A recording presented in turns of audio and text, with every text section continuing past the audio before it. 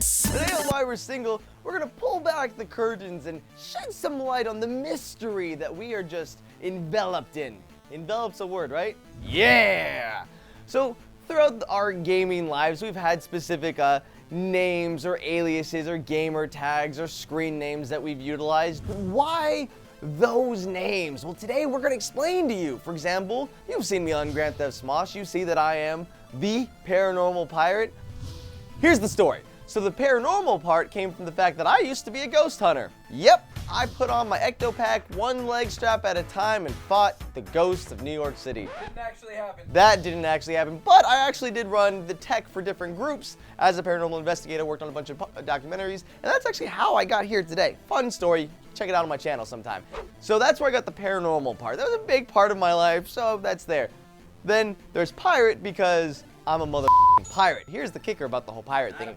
I ran out of characters in my Xbox Live tag, so it's actually PIR8, pirate. Like, that makes sense. But everyone else thinks they're so funny, and it's like, hey, who's the paranormal pirate?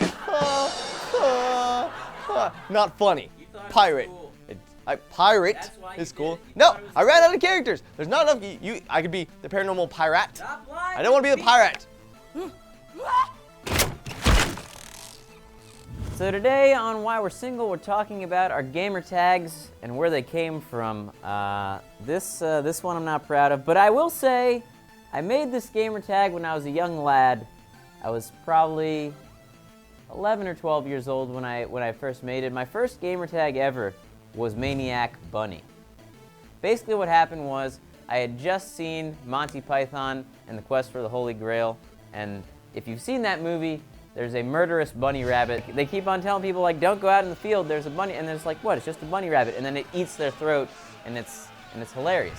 Even cooler than that is just, I always had this hilarious imagery in my head of a maniacal bunny rabbit. Maybe he's got like bloodshot eyes, and then he has like 2 pistols and he's just shooting people. Basically, I was a troll as a child, and I liked the idea of a cute little animal also murdering people that probably took the game way more seriously than me. And now I'm one of those people that takes the game too seriously, and when little kids beat me, the joke's on me. So they're the little maniac bunnies making me upset. Yes, gamer tags. I guess I'll do my Xbox one first. You might have seen in Grand Theft Smosh, I am Bear Holden Shark. And some letters are cut out, but whatever. And that comes from an ancient website called Homestar Runner, in a segment called Strong Bad Emails. And I don't know if you guys ever remember Strong Bad. He talked like this, and he time to check the email. But I'm living a strong bad life. I take an email for my wife. it was some really funny cartoons. And one of his defense mechanisms was the legendary bear holding a shark. So if you tried to invade his domain, a bear holding a shark would pop up. It was made of cardboard, but it would pop up and it would frighten off any unwanted trespassers. And really, what is more frightening than a bear holding a shark? It's the most ferocious land creature holding the most ferocious sea creature. Together, nothing can stop them. It's like, oh, what? You're trying to get away from the bear holding a shark? Well, he just throws the shark at you, and then maybe charges you. I imagine it had the desired effect of scaring people away. Back in the day in high school, I'm not very proud of this story, but I'm gonna share it anyways. You know, everyone had those stupid high school nicknames. Mine was Showtime. I was a theater kid. It was an improv thing. You had to have like a name, like a middle name, like, now coming on stage is Joshua Blank Ovenshire. And I'm about to go on stage for my first show. I'm like, I don't know, what do I do? I'm talking to the sound guy, like, what do I do? And he's like, you're Showtime. I'm like, why Showtime? Anytime you're on stage, it's Showtime. I'm like, cool. I was a freshman in high school. I made a lot of stupid decisions. This was kind of one of them. And so like, all right, now going on stage is Joshua's Showtime Ovenshire. Sounded like it was a strip club, actually, the more I think about it. I was like, oh yeah, I'm Showtime. And then all the theater kids would call me Showtime. And man, you know, it's just the decisions you make in high school. Endless Mike.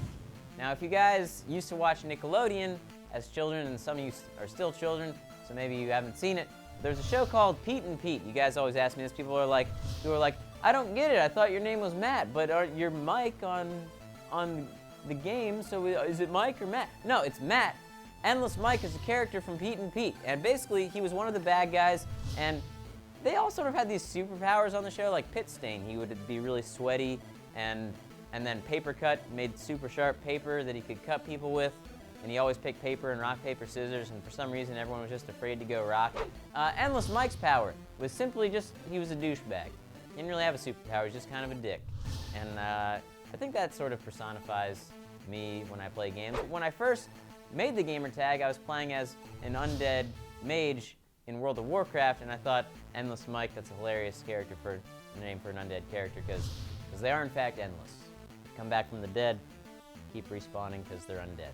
So that's why I did it. My name on Steam and my more recent name, Lasercorn. Obviously, I think most of you guys know where it comes from. If not, I'm gonna have to show the tattoo, aren't I? I do have a Lasercorn tattoo. Is it visible? There you go. Can you see it? Yep. Basically what happened is my buddy was leaving for Afghanistan. He's a Marine, to do a tour there. And the weekend before he left, I said, buddy, we can do whatever you want this weekend. And he said, we're gonna go get tattoos. And so we did. And the only idea I really had for a tattoo was this thing I had kind of come up with this one night while I was drinking that I thought would be a funny idea for a tattoo, which was a unicorn that shoots lasers out of its horn and had a rocket on its back.